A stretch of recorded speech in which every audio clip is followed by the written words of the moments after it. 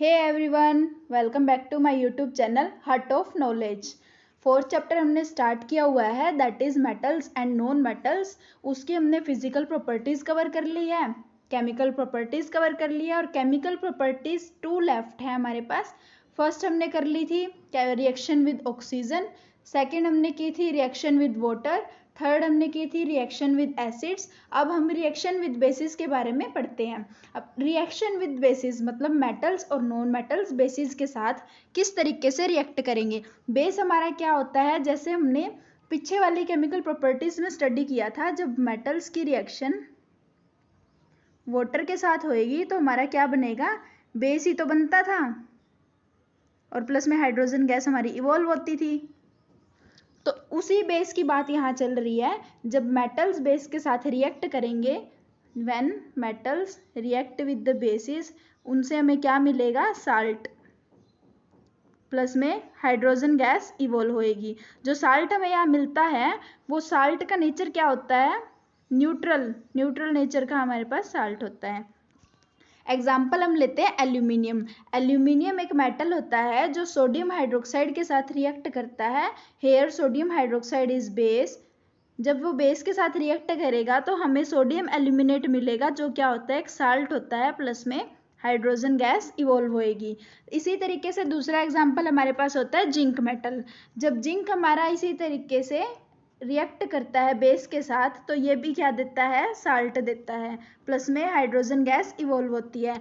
Aluminium और zinc दो ऐसे कॉमन मेटल्स हैं जो बेसिस के साथ में रिएक्ट करके हाइड्रोजन गैस को इवॉल्व करते हैं। तो जनरली हम ये बोल सकते हैं, मेटल्स जब सोडियम हाइड्रोक्साइड के साथ रिएक्ट करेंगे या बेसिस के साथ रिएक्ट करेंगे तो हाइड्रोजन गैस प्रोड्यूस होएगी। पर सारे मेटल्स होते हैं वो हाइड्रोजन गैस को इवॉल्व नहीं करते या बेसिस के साथ में रिएक्शन नहीं देते। कुछ एक मेटल्स होते हैं जो बेसिस के साथ में रिएक्ट करते हैं, पर सारे मेटल्स रिएक्ट नहीं करते। अब हम बात करते हैं नॉन मेटल्स के बारे में। नॉन मेटल्स रिएक्ट करते हैं बेसिस के साथ, पर वो हाइड्रोजन गैस को प्रोड्यूस नहीं करते। दोनों में बस यही डिफरेंस होता है, मेटल्स अगर रिएक्ट करेंगे तो हाइड्रोजन गैस इवॉल्व होएगी और नॉन मेटल्स जब रिएक्ट करेंगे तो कोई हाइड्रोजन गैस इवॉल्व नहीं होती। इसके बारे में हम आगे पढ़ेंगे क्योंकि ये बहुत ज़्यादा कॉम्प्लेक्स रिएक्शंस देते हैं, डिफिकल्ट रिएक्शंस को देते हैं। अब हम बात करते हैं नेक्स्ट केमिकल प्रॉपर्टीज़ की, जो क्या है, displacement. About the displacement. Displacement का मतलब क्या होता है, डिस्प्लेस करना। जैसे हमारे पास कुछ भी दो चीज़ें हैं तो यहाँ पे जब पहली दूसरी वाली को डिस्प्लेस कर देगी, उसकी जगह पे आ जाएगी, तो उसको हम क्या बोलते हैं, डिस्प्लेस करना, हटाना। तो that is the displacement reaction. अब डिस्प्लेसमेंट रिएक्शन को पढ़ने से पहले हम रिएक्टिविटी सीरीज देखते हैं मेटल्स की होती क्या है।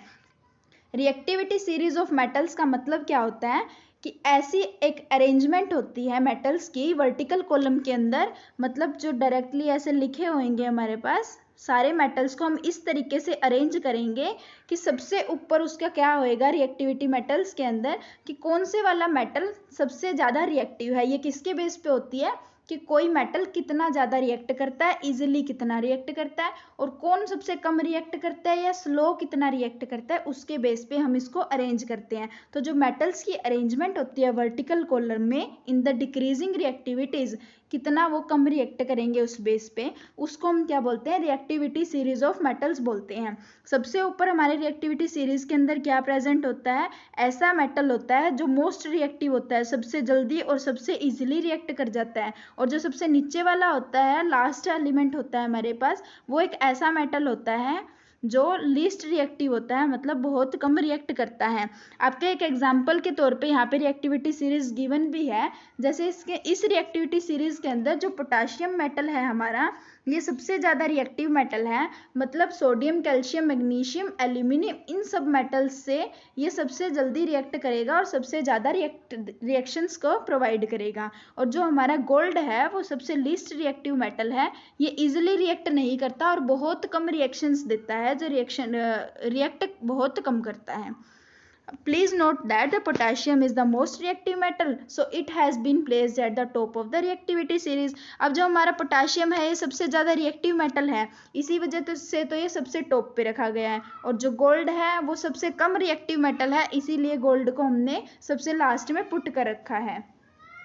अब जैसे जैसे हम नीचे आते हैं रिएक्टिविटी सीरीज के अंदर, जैसे हमारे पास ये गिवन है, जैसे जैसे हम नीचे आएंगे तो हमारी जो रिएक्टिविटी है मेटल्स की वो डिक्रीज करती जाएगी, मतलब वो कम रिएक्टिव होते जाएंगे नीचे। जैसे सोडियम है, सोडियम हमारा कैल्शियम से ज़्यादा रिएक्टिव है, मतलब calcium is less reactive than sodium. जैसे हम बात करते हैं आयरन और लीड की, इसमें क्या है, लीड हमारा कम रिएक्टिव है आयरन से। सिल्वर और गोल्ड की बात करते हैं, गोल्ड हमारा क्या है, कम रिएक्टिव है सिल्वर से। अब हमें ये रिएक्टिविटी सीरीज के बारे में पता होना चाहिए, उसी से हम क्या कर सकते हैं, डिस्प्लेसमेंट रिएक्शन को आगे देख सकते हैं, किस तरीके से एलिमेंट्स हैं वो डिस्प्लेस होते हैं। अब हम देखते हैं डिस्प्लेसमेंट रिएक्शन के बारे में। एक मोर रिएक्टिव मेटल डिस्प्लेस कर सकता है लेस रिएक्टिव मेटल को फ्रॉम इट्स साल्ट सॉल्यूशन। मतलब हमारे पास अगर कोई साल्ट सॉल्यूशन है तो उसके अंदर से एक ज़्यादा रिएक्टिव मेटल जो जल्दी रिएक्ट कर सकता है दूसरे के कंपैरिजन में, लेस वाले को वहाँ से हटा के खुद आ जाएगा, ये होता है हमारा मोर रिएक्टिव मेटल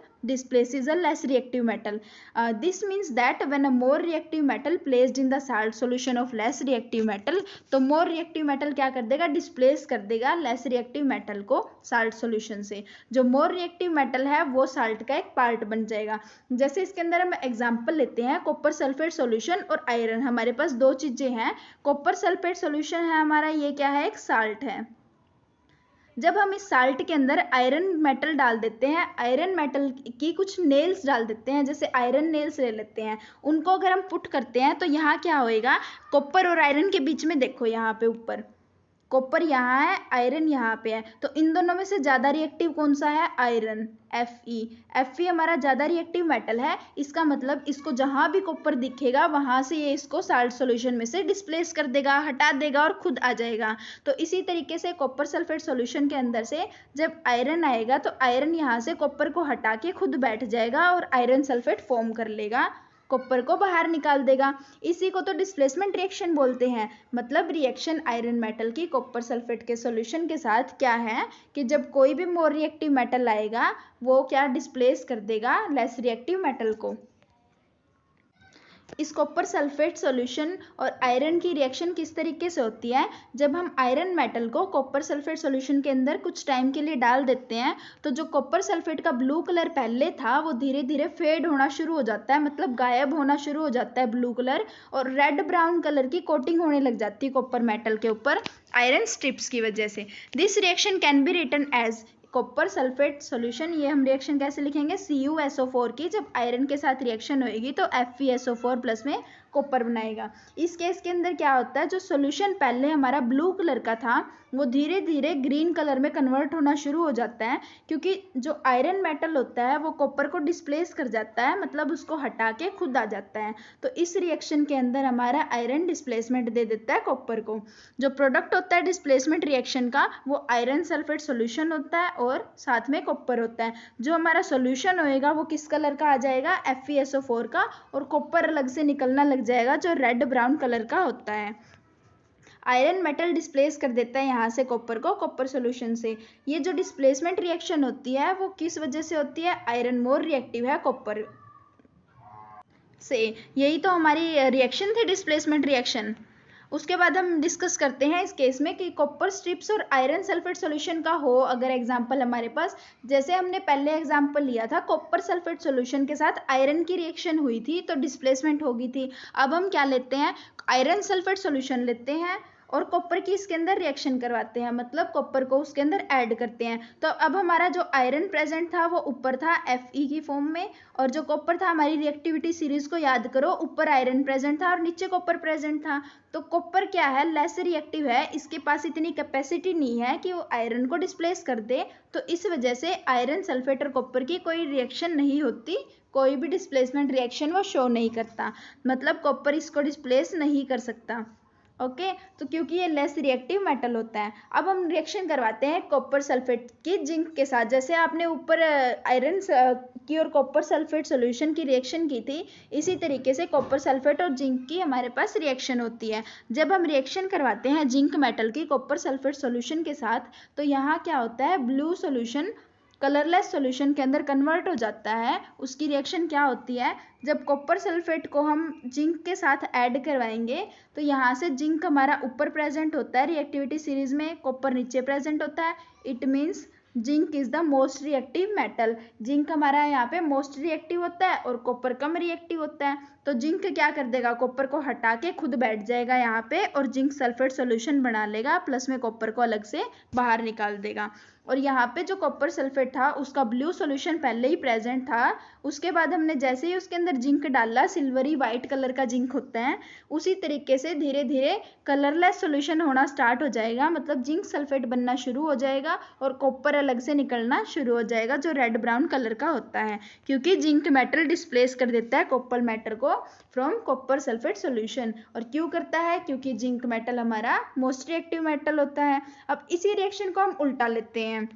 जब जिंक सल्फेट सॉल्यूशन के अंदर कॉपर ऐड करते हैं तो यहाँ कोई डिस्प्लेसमेंट रिएक्शन शो नहीं होती, क्योंकि जिंक हमारा मोस्ट रिएक्टिव है, कॉपर लेस रिएक्टिव है और कॉपर उसको डिस्प्लेस नहीं कर सकता जिंक को, तो इस वजह से यहाँ कोई भी डिस्प्लेसमेंट रिएक्शन नहीं होती। This displacement reaction does not take place, क्योंकि कॉपर मेटल हमारा लेस रिएक्टिव होता है जिंक मेटल से। अब हम देखते हैं रिएक्शन जिंक मेटल की आयरन सल्फेट सॉल्यूशन के साथ। इस केस में क्या होता है, जिंक हमारा ऊपर प्रेजेंट होता है, आयरन हमारा नीचे प्रेजेंट होता है, तो इस वजह से जिंक क्या करता है, आयरन को डिस्प्लेस कर देगा, कहीं भी मिलेगा उसका। तो आयरन सल्फेट सॉल्यूशन के अंदर जैसे ही हम जिंक ऐड करेंगे तो zinc as a most reactive element displace कर देगा आयरन को और यहाँ खुद बैठ जाएगा आके, जो क्या बना लेगा, ZnSO4 जिंक सल्फेट, और प्लस में आयरन अलग से निकाल देगा। इस केस में क्या होएगा, जो ग्रीनिश सॉल्यूशन होता है हमारे पास, जो पहले स्टार्टिंग में हमारे पास प्रेजेंट था आयरन सल्फेट की फॉर्म में ग्रीन कलर का सॉल्यूशन, उसके अंदर हम जिंक डाल लेंगे। जिंक डालते ही कलरलेस सॉल्यूशन हो जाएगा, मतलब ग्रीन कलर आपका डिसअपियर हो जाएगा और प्लस में आयरन ग्रे कलर की फॉर्म में अलग से निकलने लग जाएगा।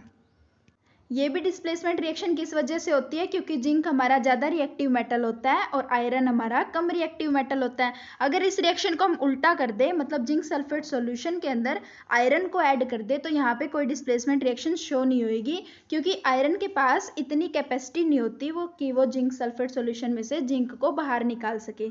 अब more reactive non metal displace कर सकता है लेस रिएक्टिव नॉन मेटल को अपने साल्ट सॉल्यूशन से। इसी तरीके से हमारे पास क्या होता है, नॉन मेटल्स के बारे में होता है, तो नॉन मेटल्स को हम नेक्स्ट क्लासेस में स्टडी करेंगे।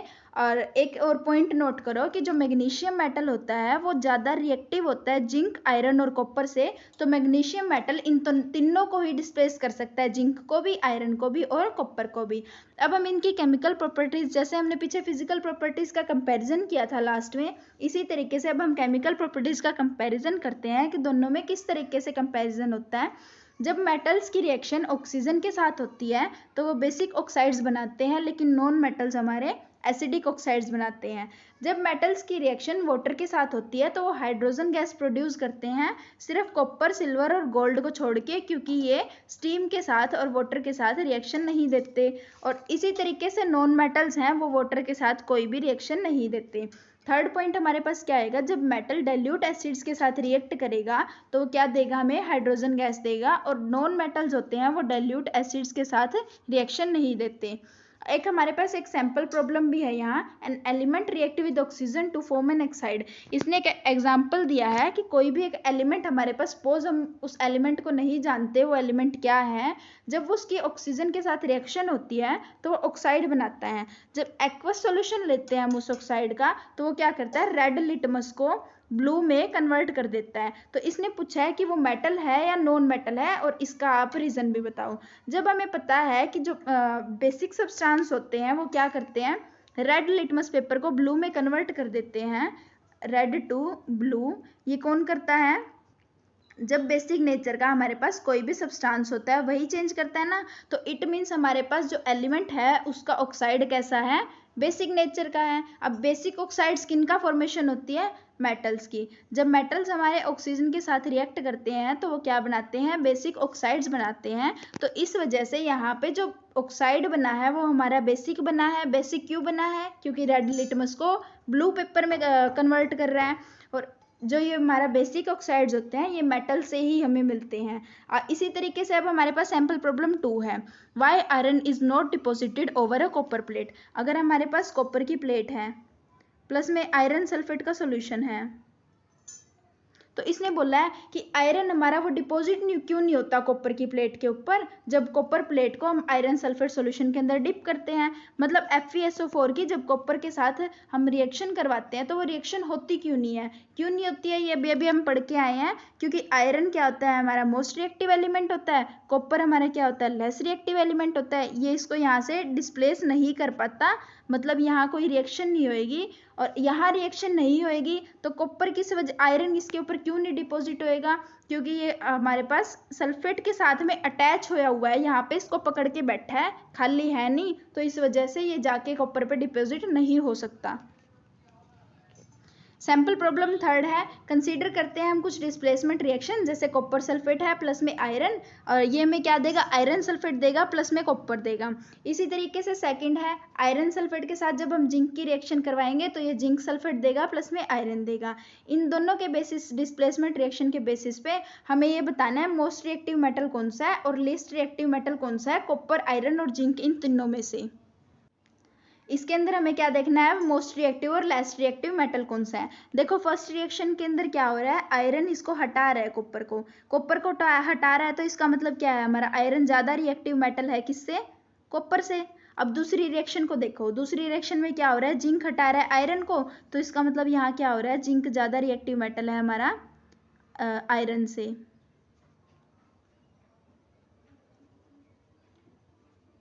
Zinc is more reactive than iron, ठीक है। तो इसका मतलब यहाँ क्या हुआ, जिंक अगर आयरन से ज़्यादा रिएक्टिव है तो आयरन कॉपर से ज़्यादा रिएक्टिव है, मतलब सबसे ज़्यादा रिएक्टिव क्या हुआ, जिंक, उसके बाद क्या हुआ, आयरन, और उसके बाद क्या हुआ, कॉपर हुआ। तो इसका मतलब हमारा मोस्ट रिएक्टिव मेटल क्या है, जिंक, और लेस रिएक्टिव मेटल क्या है, कॉपर। यही तो हमें बताना था कि मोस्ट रिएक्टिव मेटल कौन सा है और लेस रिएक्टिव मेटल कौन सा है।